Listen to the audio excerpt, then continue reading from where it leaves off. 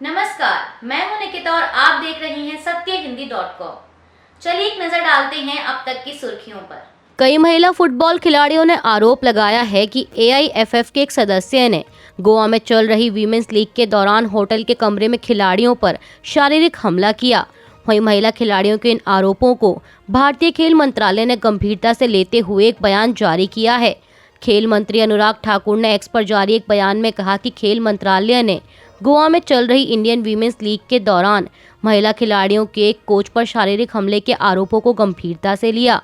उन्होंने कहा कि ऑल इंडिया फुटबॉल फेडरेशन को तुरंत कदम उठाने और महिला खिलाड़ियों की सुरक्षा सुनिश्चित करने के लिए आदेश दिए गए हैं।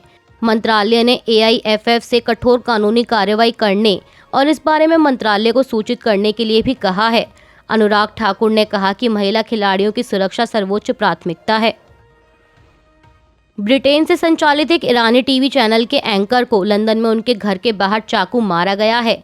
चैनल ने खुद इसकी जानकारी देते हुए बताया कि उनके होस्ट पूरिया ज़ेराती पर उनके घर के बाहर एक समूह ने चाकू से हमला किया। वहीं मेट्रोपॉलिटन पुलिस का कहना है कि आतंकवाद विरोधी विशेष सुरक्षा अधिकारी इस हमले की जांच में जुटे हैं। पुलिस के मुताबिक 36 वर्षीय पूरिया ज़ेराती अस्पताल में है और उनकी हालत अभी स्थिर बनी हुई है। पुलिस का कहना है कि हमले का मकसद अभी स्पष्ट नहीं है और जांच अधिकारी हर पहलू को ध्यान में रखकर जांच कर रहे हैं। लोकसभा चुनाव से पहले राजनीतिक दलों के बीच एक दूसरे पर आरोप प्रत्यारोप का दौर जारी है। इसी कड़ी में आम आदमी पार्टी और कांग्रेस ने केंद्र की बीजेपी सरकार पर पिछले 10 सालों में दिल्ली में काम न करने के आरोप लगाए हैं। वहीं इन आरोपों का जवाब देते हुए केंद्रीय मंत्री हरदीप सिंह पुरी ने कांग्रेस और आम आदमी पार्टी पर पलटवार किया है। उन्होंने कहा कि उनकी पार्टी राजधानी में किए गए कामों का हिसाब जल्द देगी। केंद्रीय मंत्री ने कहा कि पिछले 10 सालों में केंद्र ने दिल्ली में बहुत काम किया है। हम उन सभी कार्यों का हिसाब देंगे। हम सभी 7 लोकसभा क्षेत्रों में किए गए कार्यों के बारे में 7 दिन तक प्रेस कॉन्फ्रेंस के माध्यम से सभी को बताएंगे। कांग्रेस के हाल ही में दिए गए बयान की आयकर विभाग से उसे नए नोटिस मिले हैं, जिसमें उसे 1823.08 करोड़ रुपए का भुगतान करने को कहा गया है। इस पर प्रतिक्रिया देते हुए असम के मुख्यमंत्री हिमंता बिस्वा शर्मा ने कांग्रेस पर निशाना साधा है।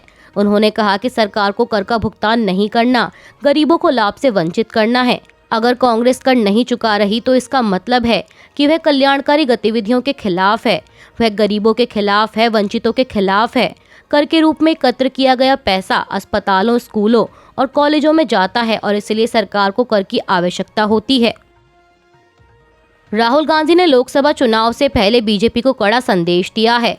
कांग्रेस को आयकर विभाग से 1700 करोड़ रुपए का नया नोटिस मिलने के बीच राहुल गांधी ने एजेंसियों की कार्रवाई करने के तौर तरीकों को लेकर गहरी नाराजगी जताई।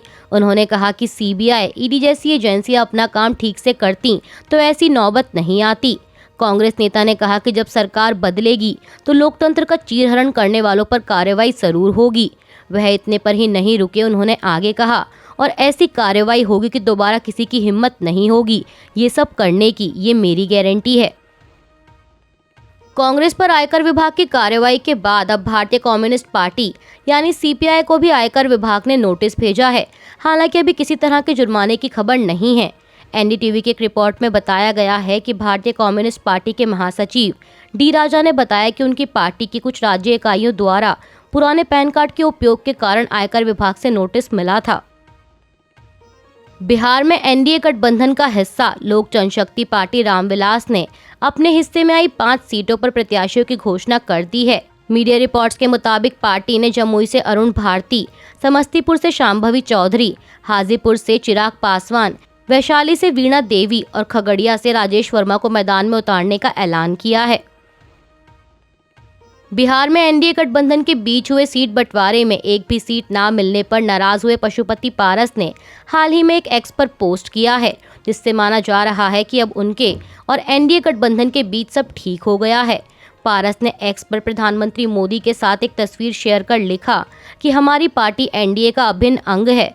माननीय प्रधानमंत्री आदरणीय श्री नरेंद्र मोदी जी हमारे भी नेता हैं और उनका निर्णय हमारे लिए सर्वोपरि है एवं उनके नेतृत्व में पूरे देश में 400 प्लस सीट जीतकर तीसरी बार रिकॉर्ड तोड़ बहुमत से NDA की सरकार बनेगी। इसके साथ ही पारस ने पोस्ट में PM मोदी के साथ केंद्रीय गृह मंत्री अमित शाह और भाजपा के राष्ट्रीय अध्यक्ष जेपी नड्डा को भी टैग किया है और साथ ही अपने नाम के साथ एक बार फिर मोदी का परिवार लिखना शुरू कर दिया है, जिसे उन्होंने बिहार में सीट बंटवारे के बाद हटा दिया था। ईडी ने शनिवार को दिल्ली जल बोर्ड केस में पहली चार्जशीट दाखिल की। इसमें एक कंपनी और 4 लोगों पर भ्रष्टाचार के आरोप लगाए गए हैं। मीडिया रिपोर्ट्स में सूत्रों के हवाले से दावा किया गया है कि दिल्ली जल बोर्ड ने ठेका देने में भ्रष्टाचार किया। घूस की रकम आम आदमी पार्टी को इलेक्शन फंड के तौर पर दी गई। दिल्ली जल बोर्ड केस में यह ईडी की पहली चार्जशीट है। इसे दिल्ली की special prevention of money laundering act court में पेश किया गया। दिल्ली के मुख्यमंत्री अरविंद केजरीवाल की गिरफ्तारी के बाद विपक्षी गठबंधन इंडिया को एक नई मजबूती मिल गई है। अब रविवार को दिल्ली के रामलीला मैदान में विपक्ष की इसी एकजुटता का शक्ति प्रदर्शन होना है। विपक्षी दलों ने महारैली में जन सैलाब जुटने का दावा किया है। महारैली के आयोजन की मुख्य जिम्मेदारी आम आदमी पार्टी के कंधों पर है, जबकि कांग्रेस और अन्य घटक दल रैली को सफल बनाने में सहयोगी की भूमिका निभाएंगे। महारैली में इंडिया गठबंधन के बड़े नेता जुटेंगे। इसमें कांग्रेस के राष्ट्रीय अध्यक्ष मल्लिकार्जुन खड़गे, राहुल गांधी, एनसीपी से शरद पवार, शिवसेना से उद्धव ठाकरे, समाजवादी पार्टी से अखिलेश यादव, आरजेडी से तेजस्वी यादव, झारखंड के मुख्यमंत्री चंपई सोरेन, पंजाब के मुख्यमंत्री भगवंत मान, सीपीआई से डी राजा, टीएमसी से डेरेक ओब्रायन, सीपीआईएम से सीताराम येचूरी और पीडीपी से महबूबा मुफ्ती समेत कई अन्य विपक्षी पार्टियों के नेताओं के शामिल होने की संभावना है। दिल्ली की सत्ता पर काबिज आम आदमी पार्टी की शराब घोटाले में मुश्किलें कम होने का नाम नहीं ले रही। इस बीच अब दिल्ली के परिवहन और पर्यावरण मंत्री तथा आम आदमी पार्टी नेता कैलाश गहलोत आज शनिवार को ईडी के दफ्तर पहुंचे।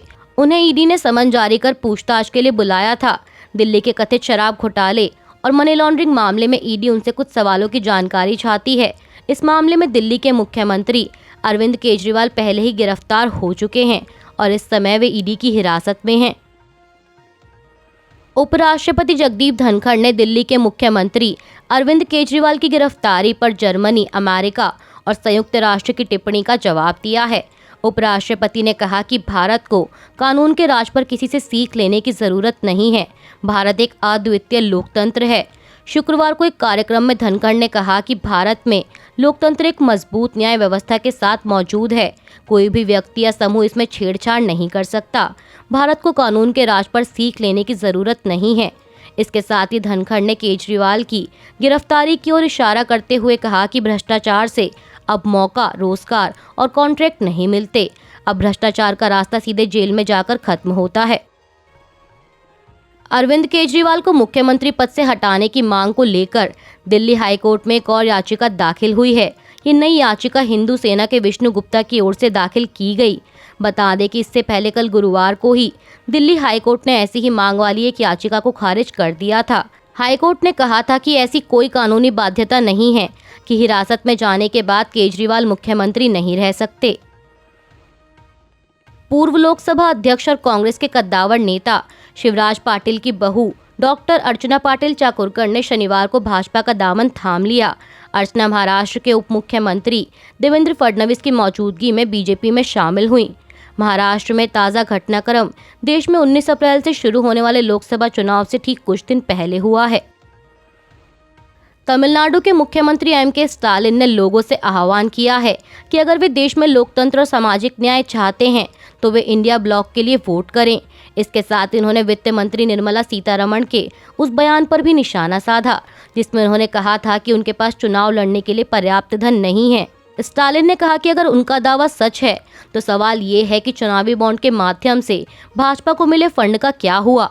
मुख्यमंत्री ने कहा कि मैडम, अगर आप चुनाव लड़ना चाहती हैं तो आपको लोगों से मिलना चाहिए और लोगों के कल्याण के लिए कड़ी मेहनत करनी चाहिए।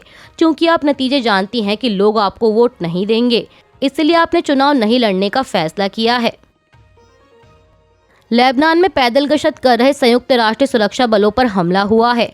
दस्ते के करीब एक बम फटने से कम 3 अंतर्राष्ट्रीय सुरक्षा बल और उनके अनुवादक घायल हो गए। लेबनान में संयुक्त राष्ट्र के मिशन UNIFIL द्वारा ये जानकारी दी गई। वहीं हमले के बाद एक बयान जारी कर संयुक्त राष्ट्र बलों ने कहा कि संयुक्त राष्ट्र के शांति बलों को निशाना बनाना अस्वीकार्य है। समाचार एजेंसी रॉयटर्स ने अपने सूत्रों के हवाले से शांति बलों के घायल होने की पुष्टि की है। इन सूत्रों ने दावा किया है कि ये सैनिक इजरायली हमले में घायल हुए हैं। हालांकि इजरायली सेना ने अपने आधिकारिक टेलीग्राम चैनल पर जारी एक बयान में इन आरोपों को खारिज किया है। अभी के लिए बस इतना ही। बाकी की खबरों के लिए जुड़े रहिए सत्यहिंदी.com के साथ।